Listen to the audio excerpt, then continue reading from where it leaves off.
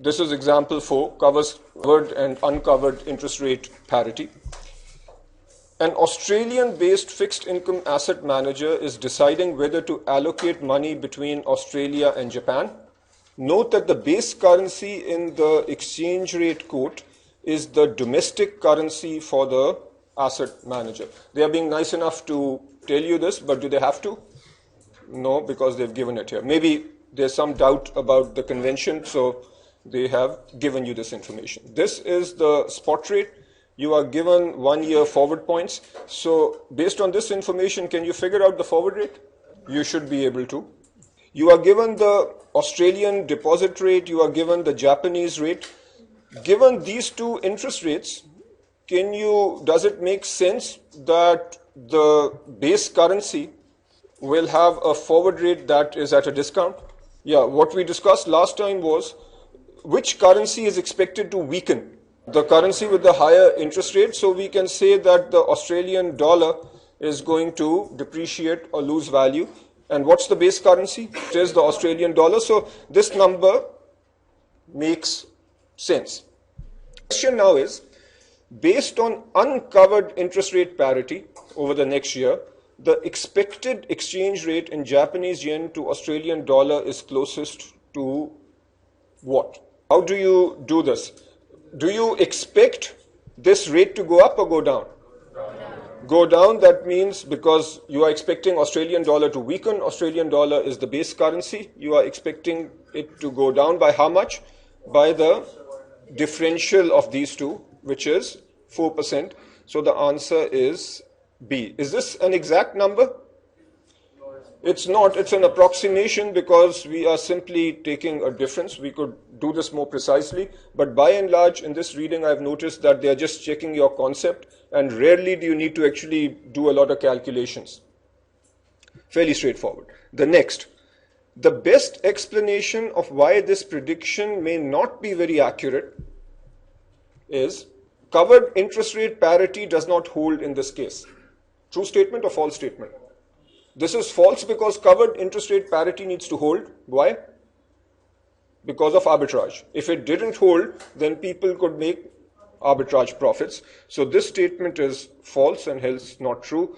The forward points indicate that a riskless arbitrage opportunity exists. You could do the calculations and figure out whether this is true or not.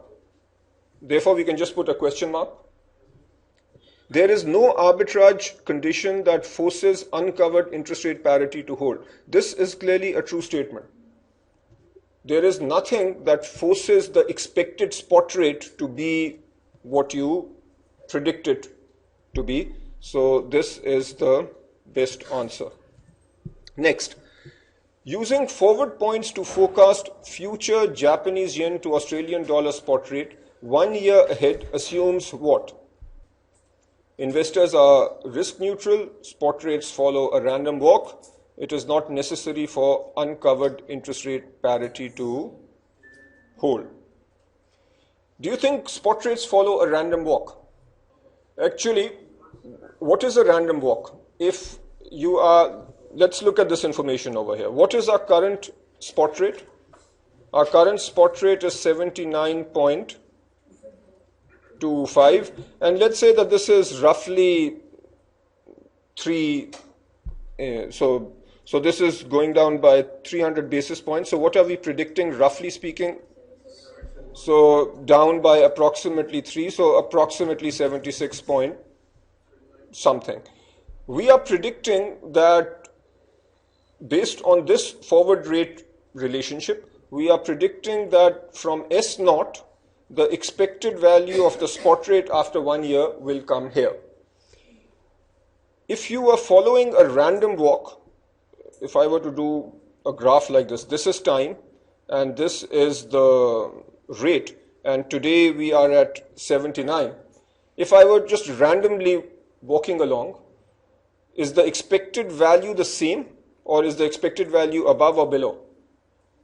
If we use a random walk, that means you could be randomly going up or down. In a random walk, you would just, your expected value would be the same as the spot rate. But what are we predicting that will stay the same?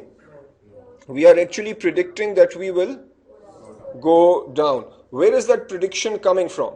That prediction is coming based on current interest rates and essentially through the covered interest rate parity formula. If we are predicting that the expected spot rate is what the interest rates are predicting, that means that we are assuming investors are risk neutral. In other words, there is a certain expected value. There could be a risk. Let's say that the Japanese yen is more risky than the dollar. If there were some risks involved, then we would come up with the expected value and make adjustments based on the risk. But given that we are assuming that investors are risk neutral, we will not, or we are not making any adjustments to the forward rate. The message you take out of this is that when we say that the expected spot rate after 1 year is equal to the forward rate, the assumption is that investors are risk neutral. And to hammer in this point, I think this is the core point to remember, that if the two are equal, then you are assuming that investors are risk neutral. Just remember that. Forecasting that Japanese yen to Australian dollar spot rate 1 year from now will equal 79.25. What is this rate? This is the current spot rate. If the spot rate is 79.25 and we are predicting that 1 year later the rate is the same, what does that mean? That means that we are predicting that there will be a random walk. We'll be walking up and down. Rates will be going up and down. And expected value is that 1 year later we'll be at the same spot rate. Correct answer then is B. If the asset manager completely hedged the currency risk associated with a 1 year Japanese deposit using a forward contract, the 1 year all-in holding return in Australian dollar would be what? How do you hedge your currency risk? The way you hedge your currency risk is by getting into a forward contract. If you get into a forward contract where you completely hedge yourself, is your return equal to zero, or is your return going to be equal to the risk-free rate? Your return is going to be the risk-free rate. So remember that. When you are completely hedged, that means you are risk-free. Risk-free doesn't mean zero returns. Risk-free means the risk-free return. So you will get the risk-free return. What's the next question? Which risk-free return? So is it going to be the Australian risk-free return or the Japanese risk-free return? The correct answer is that it's going to be the Australian risk-free return. Now we are going to get a little bit numerical. The fixed income manager collects the following information and uses it along with the international parity conditions in order to estimate investment returns and future exchange rate movements. We are given these numbers. If covered interest rate parity holds, the all-in 1 year investment return to a Japanese investor whose currency exposure to the GBP is fully hedged is closest to, how will you do this? Covered interest rate parity means that we are totally hedged. Therefore, what's the return that we'll be getting? We are going to get the risk-free rate. And given that we have a Japanese investor and he is completely hedging his risk, his return is going to be 0.1%. No calculations needed. You simply pick up the rate from the table given.